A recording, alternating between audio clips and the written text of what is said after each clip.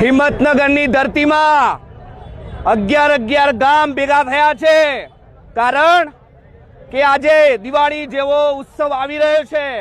અને ખેડૂતોના હૈયામાં આ તંત્રએ હુડા નામની હોળી હળગાઈ છે, એનો અમે સખત શબ્દોમાં વિરોધ કરીએ છીએ અને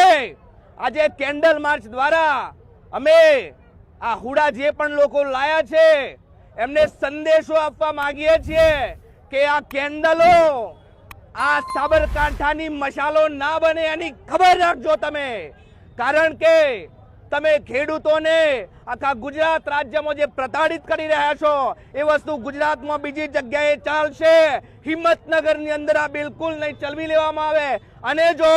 હુડા દેવ દિવાળી પહેલા રદ નહીં થાય તો ઉગ્રમાં ઉગ્ર આંદોલન કરવામાં આવશે અને અમારી હુડા સમિતિ જે નક્કી કરશે એને અમે સૌ 10 ગામના લોકો એને ફોલો કરીએ છીએ।